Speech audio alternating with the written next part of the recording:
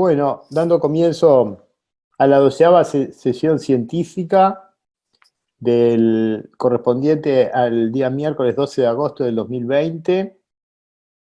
En la media hora previa tenemos el trabajo Hiperparatiroidismo primario, experiencia en cirugía mini-invasiva, de los doctores Carolina Guarnieri, Ulises Parada, Lucía Fernández y Luis Casabán, correspondiente a la Clínica Quirúrgica A del Hospital de Clínicas.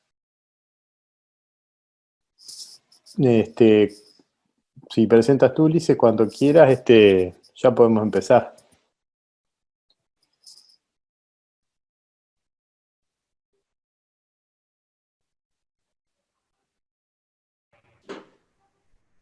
Bueno, damos comienzo entonces a la presentación, si es que me escuchan todos y ven las imágenes. Bueno, vamos a hablar entonces acerca del tema hiperparatiroidismo primario y una experiencia en cirugía por un mini abordaje.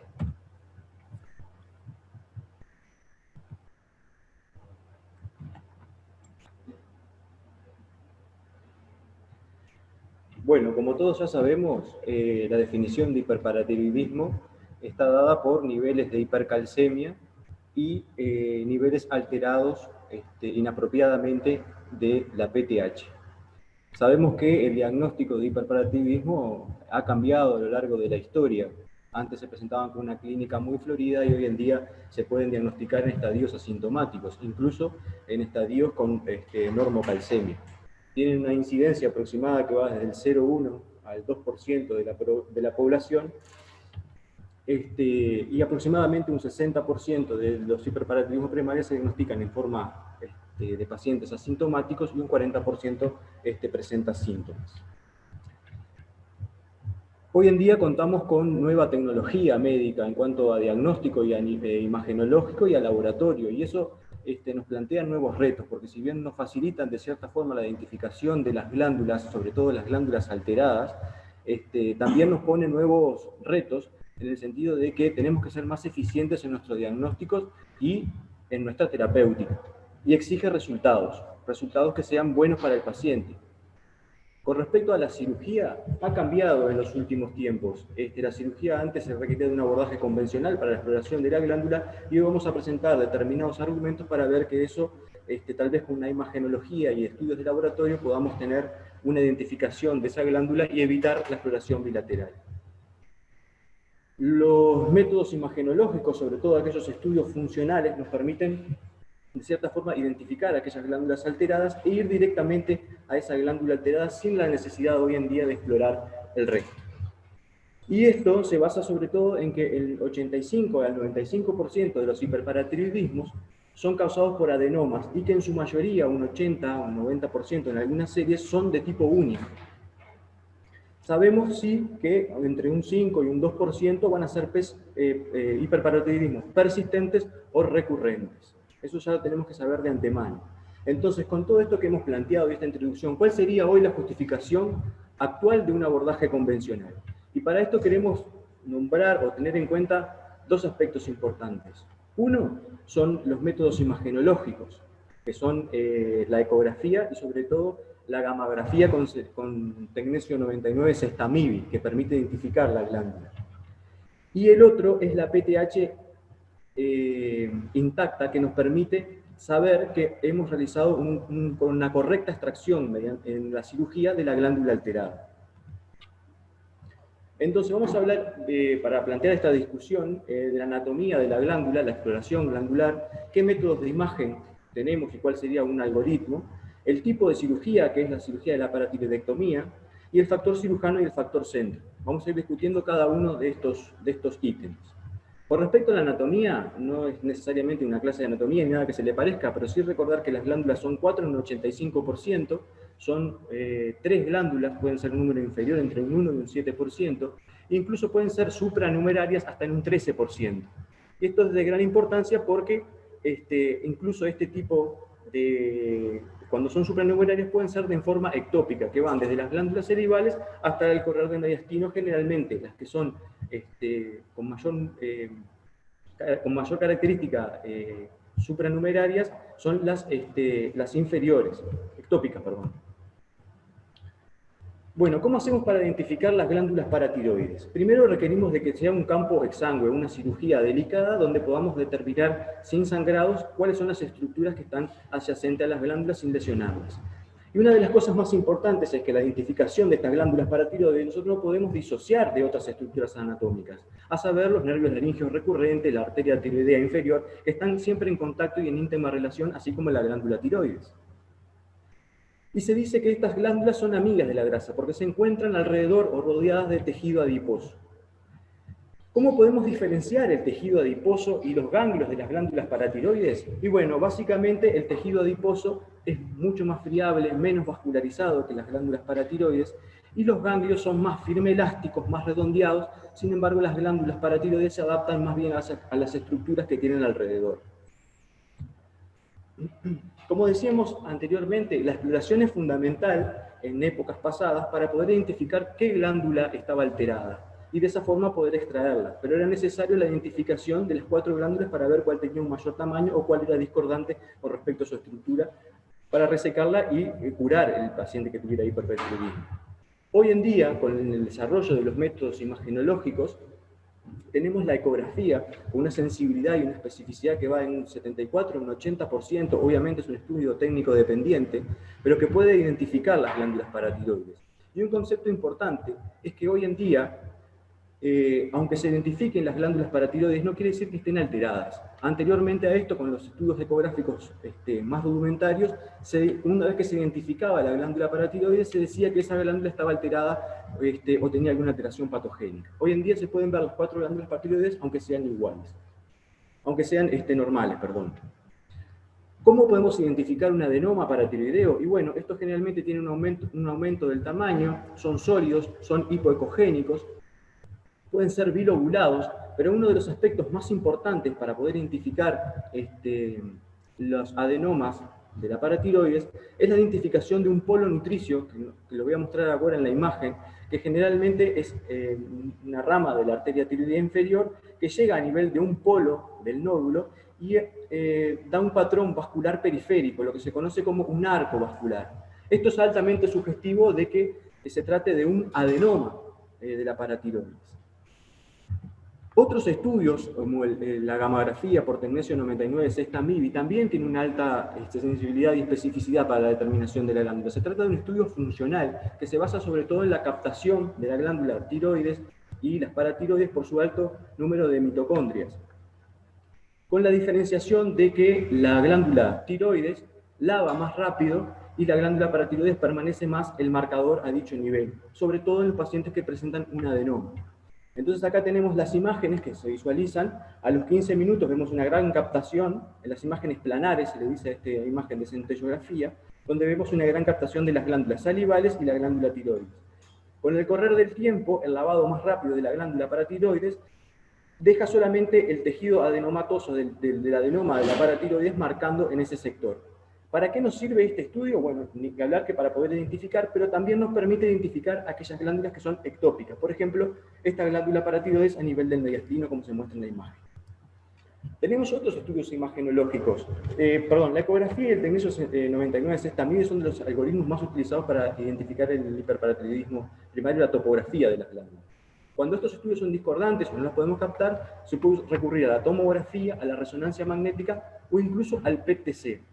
Que de los marcadores, el que se utiliza con metionina tiene una sensibilidad aproximada igual al tecnesio 99 sexta MIBI. El que ha mostrado mayor sensibilidad y especificidad, cercana al 96% incluso, es la 18F colina. Una cosa importante es que cuando nosotros sumamos la ecografía y el tecnesio 99, que forman parte del algoritmo del estudio del hiperparatiroidismo primario, estos adquieren una sensibilidad y una especificidad cercana al 95 o 96%. Y esta es una de las bases de la cirugía mediante un mini abordaje que permite identificar en forma precisa cuál es la glándula alterada y poder recurrir a su extracción. Con respecto al tipo de cirugía, ¿qué es la cirugía de la paratiroides? Y bueno, tenemos ciertas particularidades que la hacen que sea factible de poderla realizar mediante un mini abordaje. Primero, que la mayoría de las causas de hiperparatiroidismo primario, como dijimos, son adenomas, son benignos. Las otras causas son hiperplasia o carcinoma, pero son menores a un 1%. Se trata de tumores que son sumamente pequeños, de 1 a 2 centímetros a veces, que pueden ser extraídos por ese tipo de incisión. Y otra característica importante es que no requiere de grandes reconstrucciones a nivel de estructuras anatómicas de su alrededor. Sí requiere una gran precisión con respecto a no dañar estructuras adyacentes como el nervio laríngeo recurrente, como no tener sangrados mediante la lesión de la arteria tiroidea inferior o la glándula tiroides propiamente dicha. Sin duda que también uno de los factores más importantes es la experiencia del cirujano que actúa para poder identificar las estructuras anatómicas con un correcto conocimiento de la región, el material y la tecnología que contamos. Nosotros hablamos de que ya de los métodos imagenológicos para la identificación, pero también podemos contar con lupas para magnificación, bisturí armónicos que permiten una menor transmisión de calor. Podemos también encontrar métodos de identificación intraoperatoria, como es la ecografía o la gamografía intraoperatoria. Y ni que hablar de la PTH intacta, que es lo que nos permite saber que si cae por debajo del 50% de su valor preoperatorio a los 10 minutos, nos permite predecir que tenemos un tejido tiroideo alterado que fuera la que estaba causando la alteración previamente dicha. Y otro factor importante es trabajar en equipos multidisciplinarios, como son las unidades de cirugía endocrina, donde podamos tener contacto con los imagenólogos, los médicos de medicina nuclear, los endocrinólogos, y poder discutir previamente al paciente y ir con un plan terapéutico para ese paciente. ¿Qué ventajas tiene este abordaje? Bueno, el abordaje va a evitar, obviamente, la exploración cervical bilateral y alterar estructuras anatómicas que están indemnes. Puede ser incluso una cirugía ambulatoria y ser realizada con anestesia local, está descrito en algunos trabajos. Mejora, ni que hablar, los resultados estéticos. Tiene un menor dolor posoperatorio y una recuperación más rápida. El tiempo quirúrgico es menor, y esto es obvio debido a que no se tiene que explorar las otras 4 paratiroides. La estadía hospitalaria también es menor. Tiene una menor incidencia de complicaciones. Al no explorar la otra zona cervical, no hay lesión del recurrente, al menos contralateral, y tiene resultados comparables de curación a la cirugía convencional, cercana a un 95%. Y acá vemos, mediante un abordaje mini invasivo, o un mini abordaje, cómo se realiza la cirugía, la cicatriz que queda posteriormente, y acá vemos una cirugía convencional, donde se exploran las 4 glándulas paratiroides y la incisión transversa de Cohen más amplia, y la cicatriz que queda posteriormente. Bueno, el objetivo de nuestro trabajo es mostrar las casuísticas de 2 centros mutuales del abordaje mini invasivo de la glándula paratiroides en el hiperparatiroidismo primario. Y va a continuar con el trabajo la doctora Carolina Guarnero.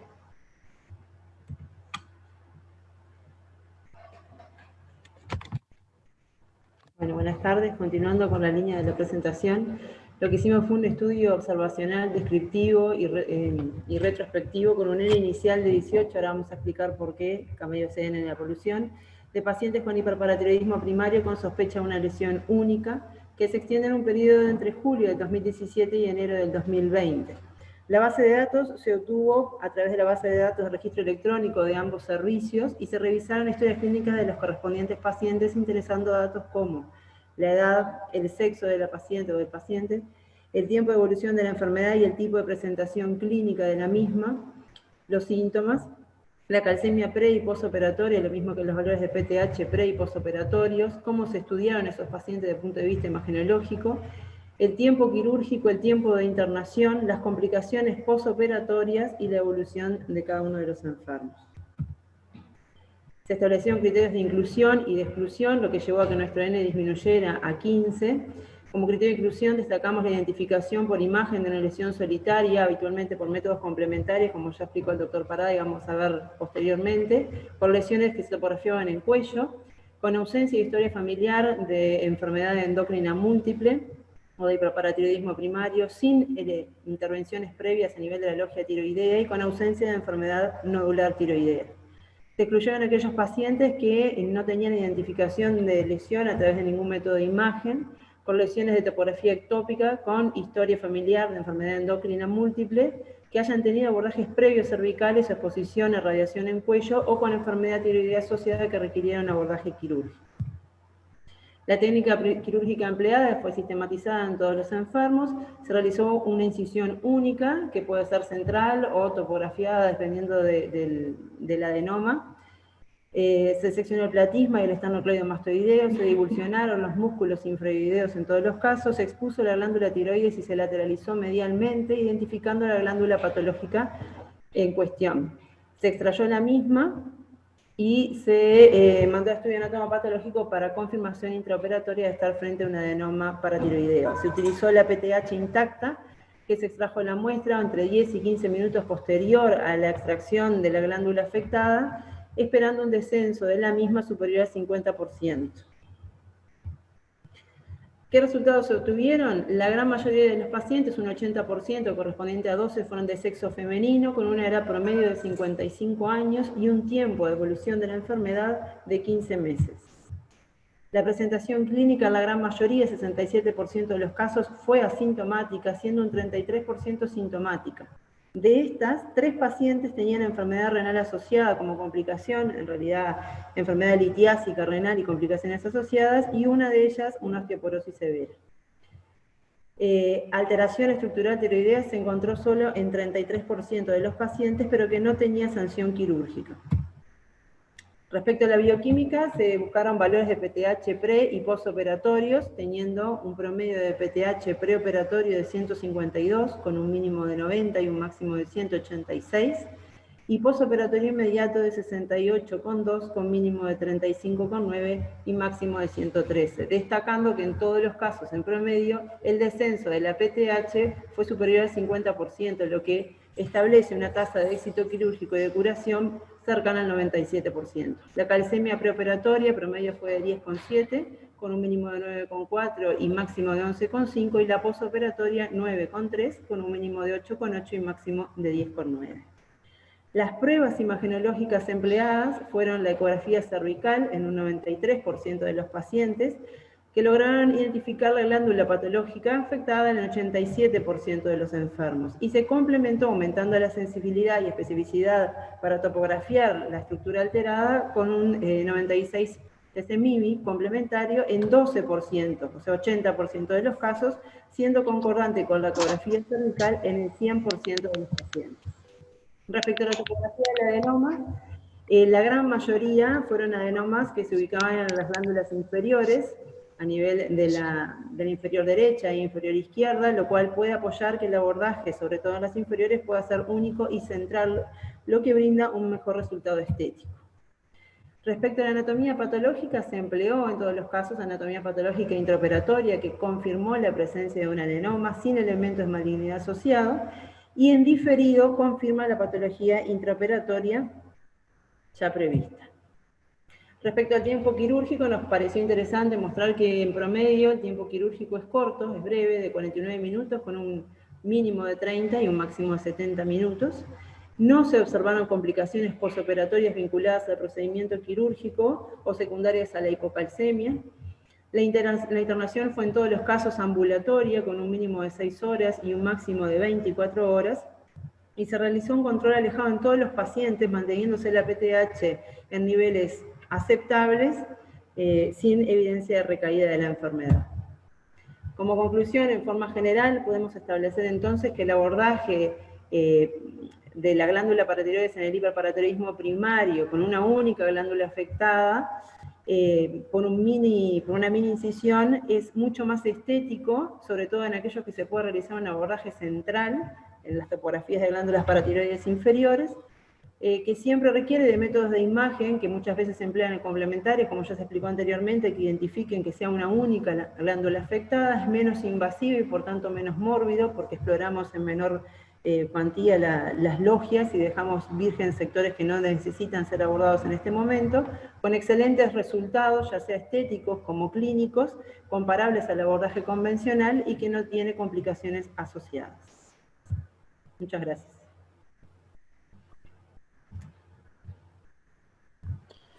Bueno, muy bien. Queda a consideración el tema presentado por la Clínica Quirúrgica A.